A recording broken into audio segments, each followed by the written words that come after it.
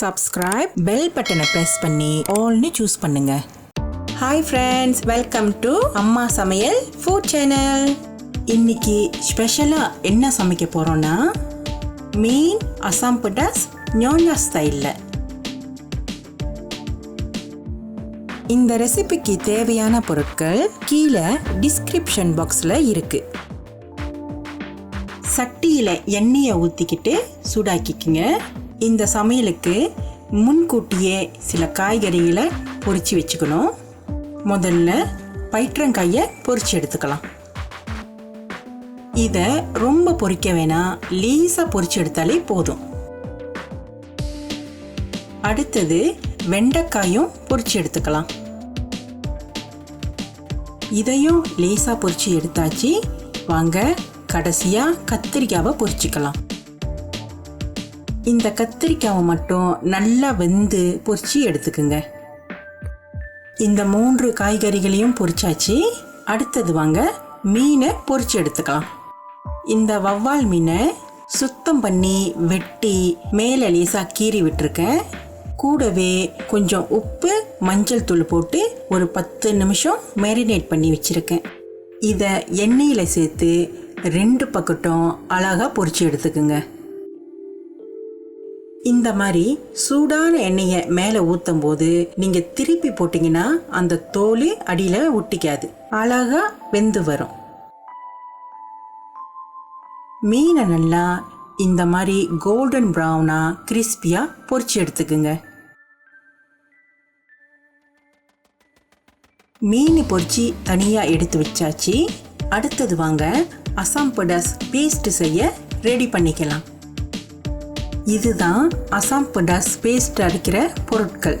2 பெரிய வெங்காயம், ஒரு 4 ஊசி மிளகா, 2 லெமன் கிராஸை சின்ன சின்னதாக வெட்டி வச்சிருக்கேன், 2 கேண்டில் நட், கலங்கால் ஒரு 3 துண்டை சின்ன சின்னதாக வெட்டி வச்சிருக்கேன், 2 பழுத்த தக்காளி பழம், கூடவே 2 துண்டு இஞ்சி, 5 பல்லு பூண்டு, 3 நடுத்தரமான பச்சை மஞ்சளை சின்ன சின்னதாக வெட்டி வச்சிருக்கேன், சிக்கன் ஸ்டாக் கியூப் 1, 2 காய்ந்த மிளகாவை கிள்ளி வச்சிருக்கேன், 4 சிகப்பு மிளகாய்.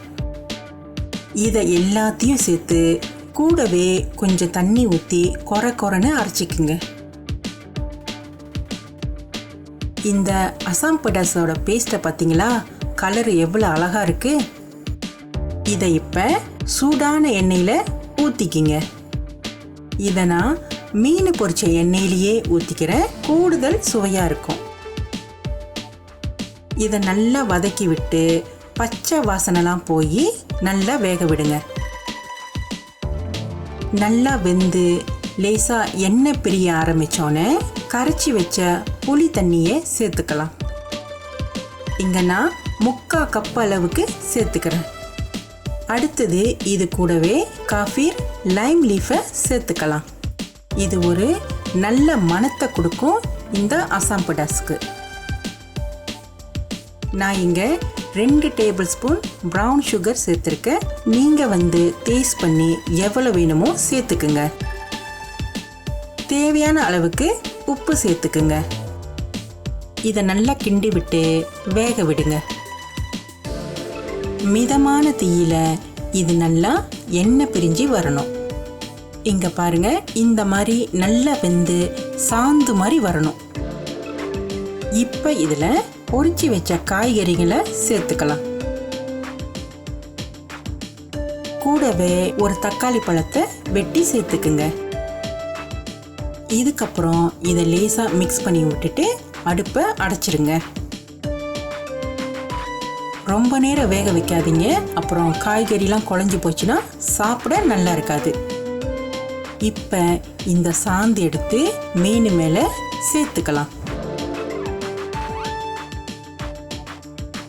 ருசியான மீன் அசாம் படாஸ் ஞோஞ்சா ஸ்டைலில் ரெடி ஆயிருச்சு. இந்த அசாம் படாஸ் மலேசியாவில் ரொம்ப ஃபேமஸ். முக்கியமாக சைனீஸ் ரெஸ்டாரண்ட்டில் இதை ஆர்டர் பண்ணி விரும்பி சாப்பிடுவாங்க. வாவ், இதை பார்த்தாலே பசி எடுக்குதுல்ல, அப்போ சாப்பிட்டா எவ்வளோ செம்மையாக இருக்கும். நீங்களும் இந்த ரெசிபியை செஞ்சு பார்த்து என்ஜாய் பண்ணுங்க. லைக், ஷேர், சப்ஸ்கிரைப், பெல் பட்டனை ப்ரெஸ் பண்ணுங்க. எங்கள் சேனலை சப்போர்ட் பண்ணுற எல்லா மக்களுக்கும் ரொம்ப ரொம்ப நன்றி. கமெண்ட் பண்ண மறந்துடாதீங்க.